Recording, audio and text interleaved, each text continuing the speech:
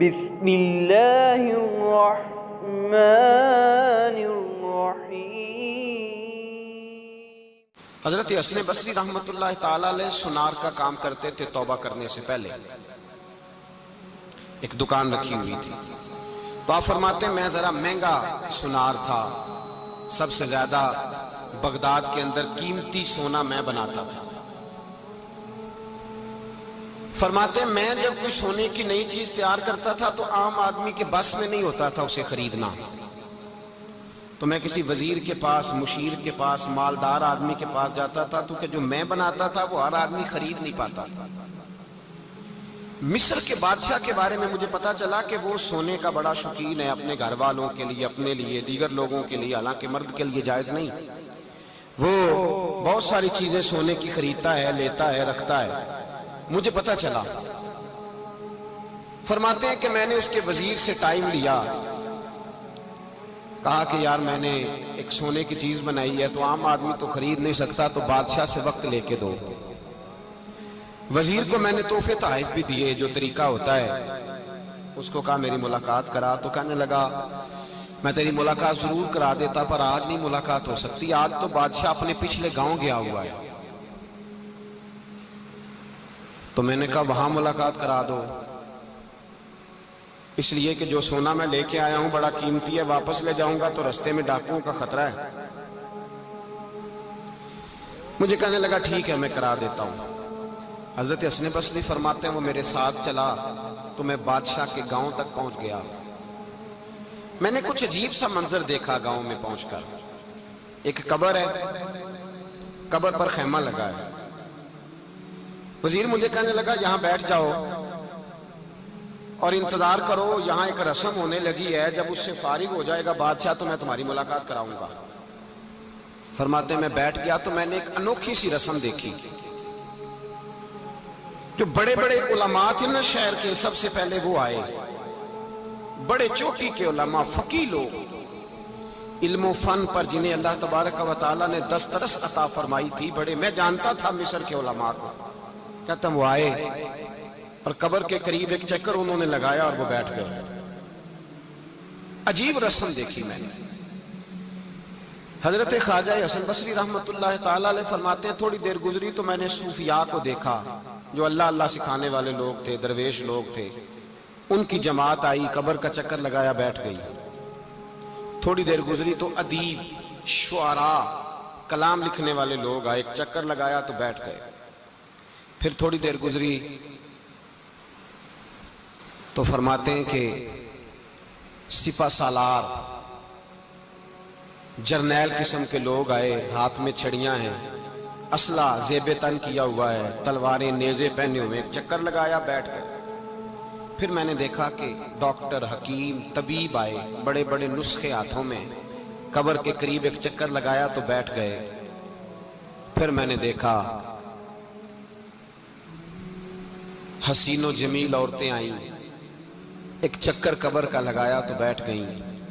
خواجہ حسن بصری فرماتے ہیں اچانک میری نظر چندھیا گئی، میں تڑپ اٹھا جب میں نے دیکھا کہ بادشاہ نے اپنے سر سے تاج اتارا اور اپنے ہاتھ پہ رکھا۔ پھر بادشاہ قبر کے قریب گیا تو چیخے مار کے رویا، اس درد سے رویا کہ دو آدمی پکڑ کے خیمے میں لٹاتے ہیں۔ فرماتے ہیں مجھے وہ میں جو کاروبار گیا تھا وہ مجھے بھول گیا۔ میں نے وزیر سے پوچھا کہ یہ کیا ماجرا ہے، میں نے اس طرح کا انداز کہیں دیکھا نہیں، کیا رسم ہے؟ تو وزیر کہنے لگا بات دراصل یہ ہے کہ بادشاہ پورے ملک کا، مصر کا حکمران ہے، اس کا ایک ہی بیٹا تھا۔ درجنوں درباروں کی حاضری اور سینکڑوں صوفیاء کی دعا اور کروڑوں اور لاکھوں لوگوں کو صدقے اور خیرات دے کر دعائیں کرا کے بادشاہ نے، کبھی پوچھو اس آدمی سے جس کے ہاں اولاد کوئی نہیں، پتہ نہیں کس منت کے ساتھ ایک بیٹا خدا سے لیا۔ بیٹا پڑھنے لگا، تعلیم میں بھی لائق، گھوڑ سواری میں بھی لائق، تلوار میں بھی لائق، سارے علوم، فنون، وفا شعار بھی، اطاعت گزار بھی، ساری خوبیاں بچے میں پیدا ہوئی۔ پھر ایک دن بیٹا رات کی تنہائی میں رویا، اماں جی بات سننا، अब्बा जी दौड़ के आए, कहते हैं बेटा रोया? तो बादशाह और उसकी बीवी दौड़े गए। क्या हुआ? कहने लगे पेट में कोई दर्द है, यहां कुछ तकलीफ है। मिस्र से लेकर बगदाद और बगदाद से लेकर पूरे अरब के हकीम आए, समझ नहीं आई किसी को कि बेटे को दर्द कहां है। वो कहते हैं कि जिस तरह किसी जानवर के गले पे छुरी चले तो वो तड़पता है, यूं वो बच्चा तड़पा। और बादशाह और मलका के हाथों में आरज़ुओं का मस्कन कलमा शहादत पढ़ के इंतकाल कर गया। कहते हैं बादशाह ने यहां बेटा ला के दफन किया। साल के बाद बादशाह आता है और कब्र के गिर्द उलमा चक्कर लगाते हैं। तो बादशाह कहता है बेटा अगर सारी दुनिया का इल्म लड़ा के तुझे बचाया जा सकता तो मैं तुझे बचा लेता, मैं तुझे बचा लेता। फिर सूफिया आते हैं तो बादशाह कहता बेटा कई दिनों के चिल्ले करा के वजीफे पढ़ा के तू बच सकता तो मैं तुझे बचा लेता। फिर बादशाह जर्नैलों का एक चक्कर लगवा के कहता बेटे अगर सारी दुनिया की ताकत लड़ा के मैं तुझे बचा सकता तो मैं अपने घर का चिराग कभी बुझने ना देता। फिर बादशाह कहता बेटे देख सारी दुनिया की हसीन औरतें तेरी कब्र के पास खड़ी हैं, अगर हुस्न सारा जाया करके तू बच सकता तो मैं बचा लेता।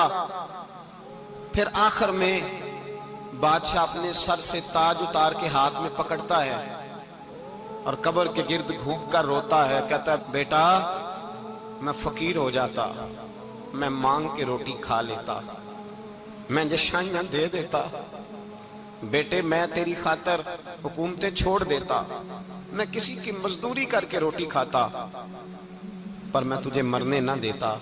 फिर वो रोता है और कहता है क्या करूं कुल्लु नफ्सिन ज़ाइक़तुल मौत, क्या करूं जो तुझे लेके गया है उसने कानून बनाया है कि हर एक ने मौत का जायका चखना है, उसने कानून बनाया। और जब उसका कानून लागू होता है फिर ना माँ की सिसकियां काम आती हैं, ना बाप की दुआएं, ना इल्म ना फन, फिर कोई चीज काम नहीं आती, फिर जाना पड़ता है, फिर जाना पड़ता है।